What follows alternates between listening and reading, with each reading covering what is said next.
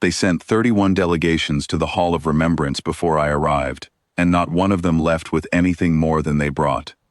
I know the count because the record room beside the entrance has a carved panel for each.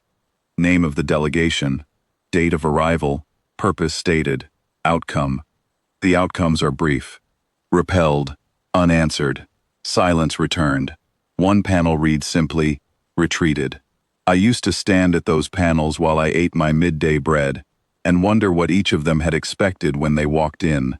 Conquest, most of them. Legitimacy. The old power the monolith was said to carry, bundled up and handed over like a deed to land. They were not wrong that the power was real. They were wrong about who it was waiting for. My name is Dessa.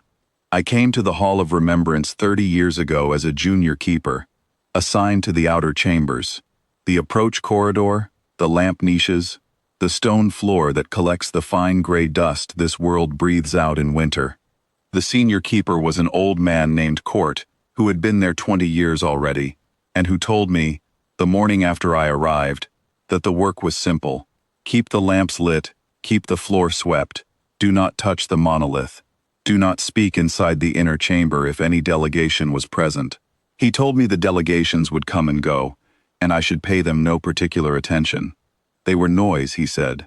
The hall was not built for them. I asked him who it was built for. He looked at me for a long time, the way old men look at questions they have stopped expecting. Then he said he did not know, but he suspected the hall would tell us in its own time. Court died 12 years into my tenure. I became the senior keeper by default. There was no one else. The outpost administration sent 3 candidates over the following years, each of whom stayed between 4 months and 1 year before transferring out. The isolation, they said, the silence of the inner chamber, the way the monolith sat at the hall's center like a held breath that had been held so long you stopped hearing it and started feeling it in your chest instead. I understood. I had felt it too. In the beginning, I had simply stayed long enough that the feeling became as ordinary as the dust. The monolith is 40 meters tall, 40 meters of dark stone the color of deep water, carved in a script no one has yet translated into any living tongue. Dense, overlapping lines that spiral and converge and branch outward again, like the root system of something enormous still growing underground. When morning light falls through the hall's clerestory windows at a certain angle in late spring, the carvings throw shadows that shift as the sun moves, and for a few minutes the whole surface appears to breathe. I have watched this more times than I can count. I have never grown entirely accustomed to it. For 30 years I swept the floor of the inner chamber. I replaced the small oil lamps in their stone niches along the wall. The delegations always brought their own light, but I kept the hall's lamps burning regardless, because Court had kept them burning, and his predecessor before him, and because a lamp replaced is a simple thing you can do in a world full of things you cannot. I spoke to the monolith sometimes, in the empty seasons between delegations, just low words about ordinary things, the weather, the repair work in the south corridor, the way the dust was particularly bad this year. I did not expect answers. The stone had given none to any of 31 delegations, armed with credentials and lineage documents, going back 400 years. The 32nd delegation arrived in autumn of my 30th year. They were well-funded and well-credentialed, from a polity that had consolidated considerable territory, and believed, with the confidence of the recently powerful, that consolidation extended to ancient things as well. Their lead representative was a tall woman with documents in a lacquered case, and 6 scholars behind her, and 12 security staff at the entrance, who I had to remind 3 separate times were not permitted inside the inner chamber armed. They were not unpleasant. They were simply accustomed to being met with more ceremony than a single old keeper in a plain work coat. I let them into the inner chamber on the second morning, as was protocol, and continued my work while they arranged themselves in a semicircle before the monolith. The lead representative opened her lacquered case and read from the document inside, a declaration of lineage, a claim of succession from a polity whose records, she said, traced back to the builders of this hall. The monolith did not answer. This was not unusual. The monolith never answered. I had watched it refuse dukes and generals, and two individuals who claimed direct descent from pre-human civilizations, whose connection to this world was documented in peer-reviewed academic literature. I had watched it stay silent while petitioners wept, and while petitioners shouted. It was very thorough about not answering. The lead representative finished and waited. The scholars waited. The hall was quiet enough that I could hear my own broom on the stone, and the small sound of the nearest lamp's flame. I set the broom against the wall and crossed to the far lamp niche, which had been burning lower than the others all morning.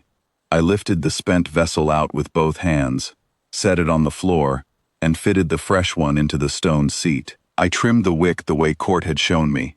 I lit it from the taper I kept in my coat pocket. The flame caught, held, and steadied. The monolith moved. Not dramatically, not with a sound that shook the walls or a beam of light that split the ceiling. A slow thing.